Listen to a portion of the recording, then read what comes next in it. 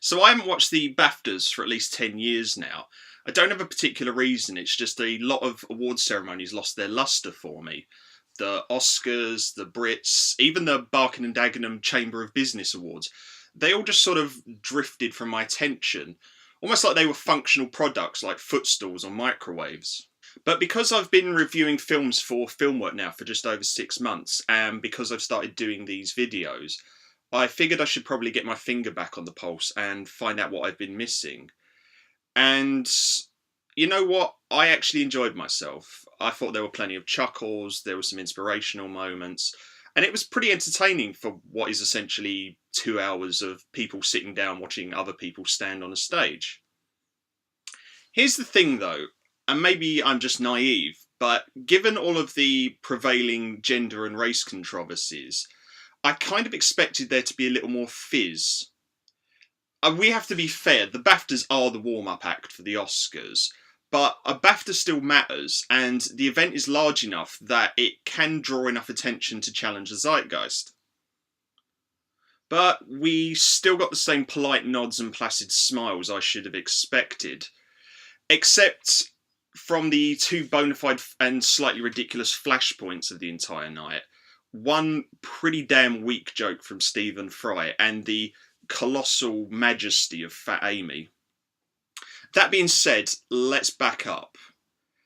There were many great films featured in this year's awards, and while I was happy that Leo took Best Actor, and I also congratulate everyone for The Revenant's other successes, none of this was a shock. In fact, for me, the biggest surprise of the night was the fact that Brooklyn took Best British Film, because I hadn't heard of it, and I don't know anyone else who had ever been talking about it. Now, I'm not saying I'm sort of some grand barometer of what's relevant, but where did it come from? This film emerged from the radar so suddenly, I'm surprised that we didn't have to scramble the RAF. But do you know what really got to me about this year's awards? Ex Machina. Alex Garland's directorial debut was number 2 on my Filmwork Best of for 2015.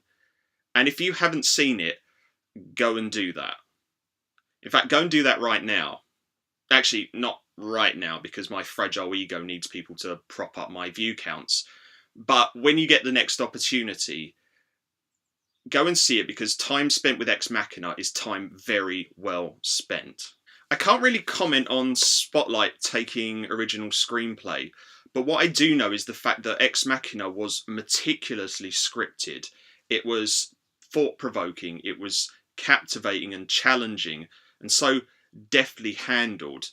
And it's remarkable how much of a grasp Alex Garland had on the entire project. The failure of Ex Machina to bag any awards actually highlighted what I considered the great shame of the evening, which was the fact that Alicia Vikander was overlooked. From her first frame in Ex Machina, I knew that I was looking at an icon in the making. I've seen her in 2 films now, the other being The Danish Girl, and I couldn't help but compare her in my mind to people like Meryl Streep or Ingrid Bergman or Louise Brooks. She deserves legendary status. Her role as Ava left one hell of a first impression, and then I saw her in The Danish Girl and she blew my mind. She has this ability to convey such a range of emotions with such grace, and she has this almost chameleonic ability to flip between various characters without sort of maintaining a template of an Alicia Vikander character. I was slightly ambivalent about The Danish Girl, and I'm not a fan of Eddie Redmayne. I don't have a particular reason for that. There's just he has this almost uncanny valley sort of feel to him. Almost like he was manufactured to be an award-winning actor, like he's like Thespobot 3000 or something. I just adore her. I think she's an incredibly talented actress, and I think she deserves better. As I say, I'm so happy that Leo finally bagged his Best Actor award. It's going to be an outrage if she has to wait as long to start filling up her mantelpiece. I'm very happy that Fury Road did so well. All of its awards were well deserved. And I think it showed particular insight on behalf of the nominating committee that it took best editing. I know a lot of people obviously focus on production and costume design first, but it's difficult to maintain a coherent narrative when you have a film that's so sort of hyperkinetic and kaleidoscopic. And Margaret Sixel did an amazing job in keeping it together and helped to produce, what I might consider the most entertaining film of this century so far. Now, of course, the problem with mentioning Fury Road is that it leads us back to the controversy. The controversy. There were two. One which I actually was surprised it's not really boiled over too much. And the main one, which is just really, really freaking stupid. Stephen Fry has left Twitter. And given the reaction to his bag lady comment when Jenny Bevan took her Best Costume Design BAFTA for Fury Road, I'm actually kind of regretting coming back to Twitter because I forgot what a sort of clusterfuck it can be. I had one eye on Twitter the entire night and it went nuts before she'd even stepped off the stage. And it was a weak joke. He wasn't on his finest form, but it wasn't malicious. He wasn't trying to insult her or anything. It just fell flat. He's characterised by his colossal wit, but sometimes things don't land. This did not land. There is no reason to set the internet on fire over this.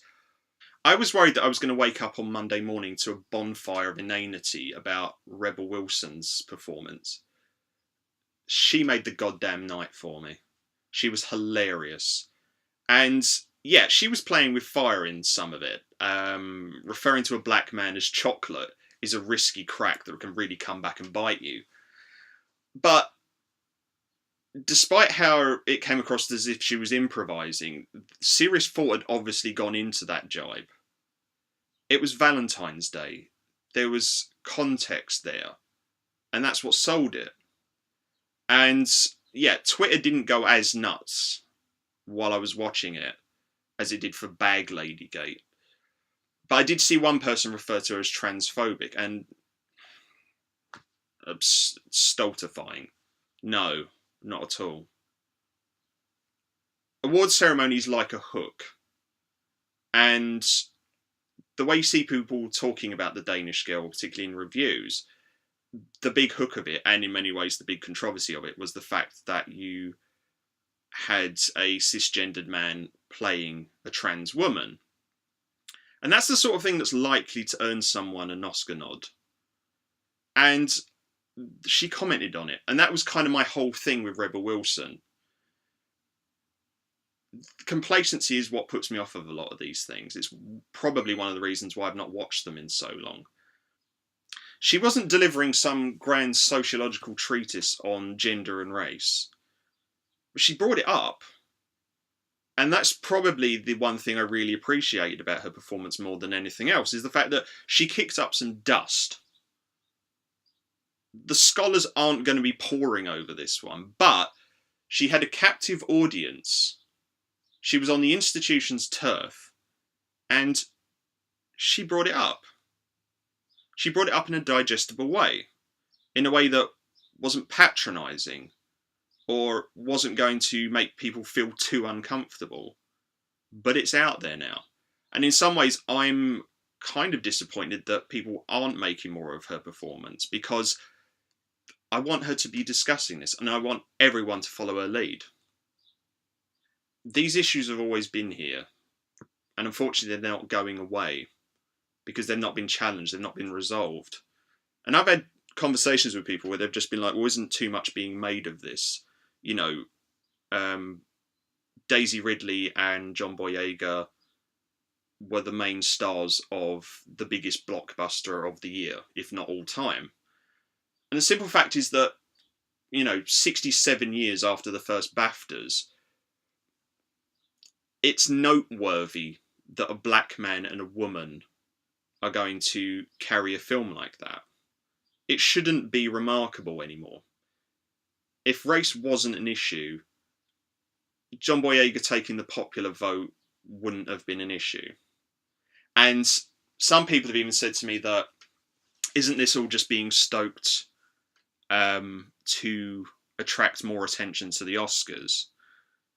The Oscars do okay for marketing, and I think being accused of being racist and sexist and transphobic probably isn't the sort of thing you'd want to attract to your institution.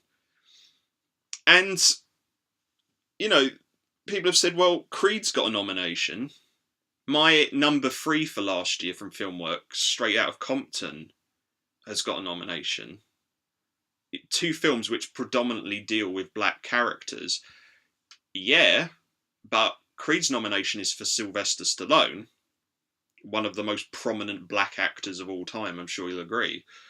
And Compton is getting it for the screenplay, which was predominantly white. At least with the BAFTAs, there's no sense of any mean spirit. I never got the sense that, you know, prejudice is so ingrained that it's crippling the chances of anyone not middle class and white to get a nod. I did say that I'd really enjoyed this year's BAFTAs. And then I think I've spent most of this video basically ragging on its faults. But that's part of the discussion. That's part of what makes cinema great for me, is the fact that it does provoke a debate. And you know what? It was, certainly in terms of light entertainment, the BAFTAs, that was 2 hours well spent in my opinion. I wasn't bored. There were some laugh out loud moments. There were some inspirational moments. It was time well spent, and I'm glad I spent that time. So I am actually looking forward to the Oscars. I'm slightly more nervous about it though. I'm not sure what the reaction is going to be. I'll probably make another video of this. Hopefully I might be able to get in with someone else, maybe Jackson or someone. I'm going to live tweet on it as well, and I'd love to get everyone involved in this, because that's the other great thing about it, is the fact that it does draw people in and everyone can comment on it. We'll see what happens. And I think that's it from me. So, tatty byes.